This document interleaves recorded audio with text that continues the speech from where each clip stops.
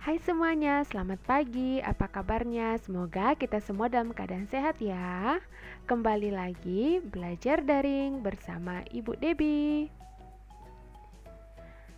Hari ini kita akan memulai pembelajaran kita, tapi sebelumnya seperti biasa, kita akan berdoa menurut agama dan kepercayaan kita masing-masing. Berdoa dimulai.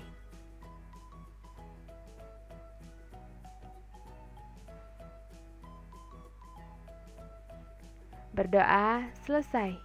Hari ini kita belajar materi tema 3, subtema 1 pembelajaran yang keenam. Dan Ibu ingatkan kembali bagi kamu yang belum mengisi absen agar segera diisi ya.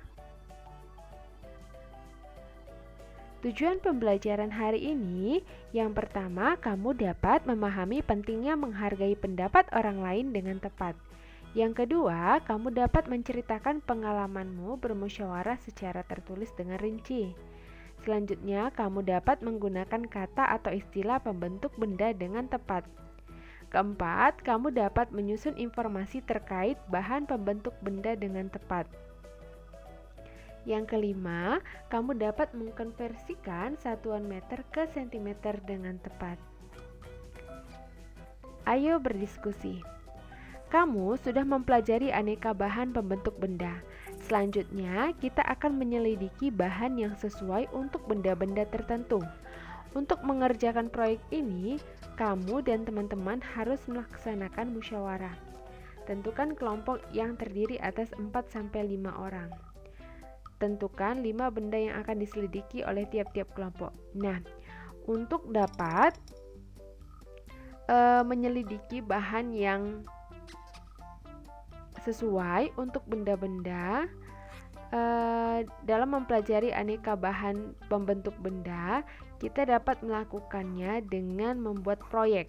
Nah, kalau dalam mengerjakan proyek ini kita harus membentuk kelompok ya, agar kita dapat saling bekerja sama dengan teman kita. Nah, ini bisa kita lakukan nanti ketika kita bertemu dengan teman-teman kita ya, melakukannya pada saat pembelajaran di sekolah.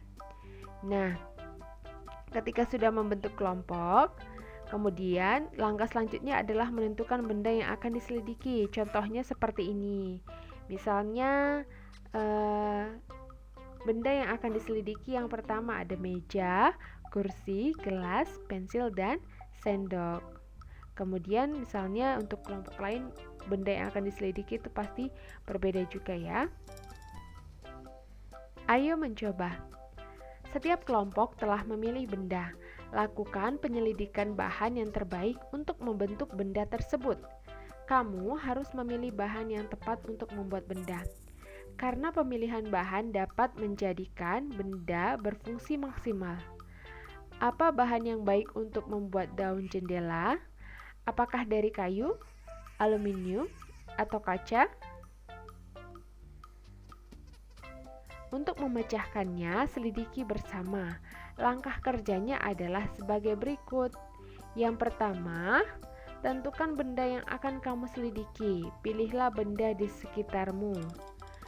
Isilah tabel di bawah ini, perhatikan contoh seperti pada nomor 1. Yang pertama itu nama bendanya daun jendela. Daun jendela ini terbuat dari bahan kayu, kemudian ada aluminiumnya juga. Kelebihan dari bahan kayu yaitu kuat, beberapa jenis kayu dapat bertahan ratusan tahun. Untuk bahan aluminium itu ringan, tidak dapat dimakan rayap. Kemudian kekurangan dari bahan tersebut, untuk kayu dapat terkena rayap, mudah terbakar. Sedangkan kekurangan dari aluminium tidak tahan benturan keras.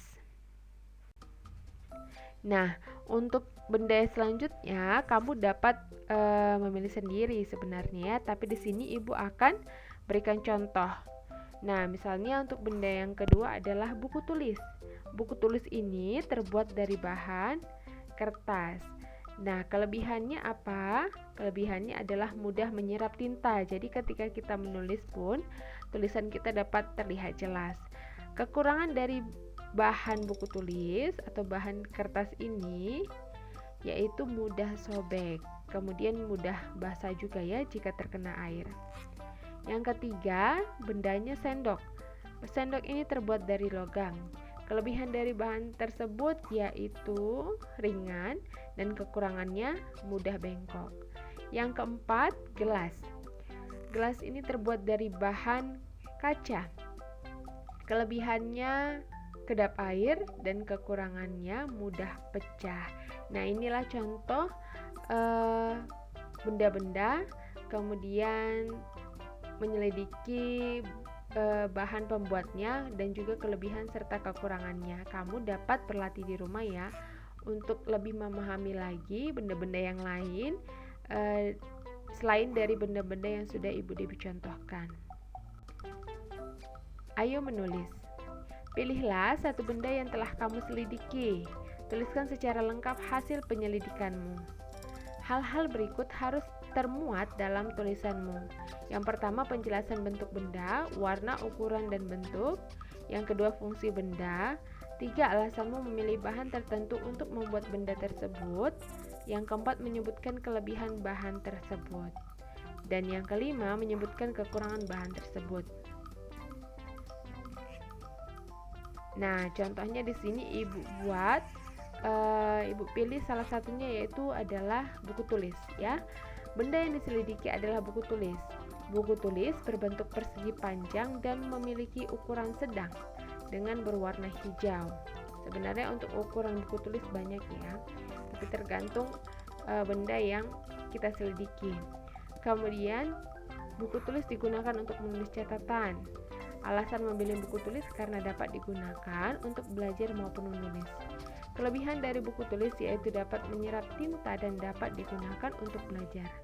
Kekurangan buku tulis adalah mudah terkena air dan menyebabkan robek. Ayo mencoba. Meteran gulung disebut juga meteran saku. Meteran gulung berfungsi untuk mengukur panjang benda yang lebih dari 1 meter. Meteran ini biasa digunakan pekerja bangunan atau tukang kayu. Siti akan menata ulang kamar tidurnya.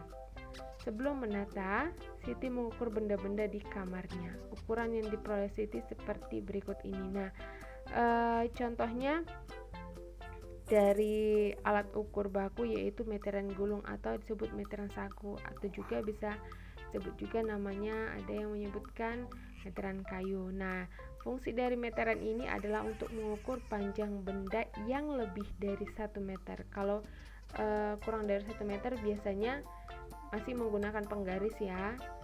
Nah, kalau sudah lebih dari 1 meter itu menggunakan meteran gulung. Meteran ini digunakan bagi pekerja bangunan. Nah, kalau kamu perhatikan misalnya ada tukang-tukang bangunan atau pekerja bangunan, mereka biasa menggunakan meteran gulung ini.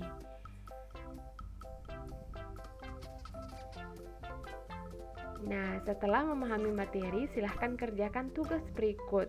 Tapi jika kamu belum memahaminya, kamu boleh ulang kembali video pembelajaran ini ya. Tugas yang pertama adalah tugas PPKN. Nah, di sini ada 3 pertanyaan yang harus kamu jawab. Yang pertama, tuliskan keuntungan melakukan musyawarah dalam mengambil keputusan bersama. Tadi kan kita sudah bahas mengenai musyawarah ya, dan kamu juga sudah belajar pada pertemuan sebelumnya mengenai musyawarah. Jadi, yang harus untuk yang pertama ini, nomor 1 ini kamu menuliskan keuntungan melakukan musyawarah dalam mengambil keputusan bersama. Apa keuntungannya? Yang kedua, bagaimana cara menghormati pendapat temanmu? Nah, ini tidak hanya teman juga ya, sebenarnya siapapun orang yang kita ajak atau dalam kelompok kita ketika melakukan musyawarah, kita harus menghargai mereka. Nah, cara menghargai mereka bagaimana? Nah, coba diuraikan ya. Kemudian, apa yang terjadi jika kita menghormati pendapat temanmu?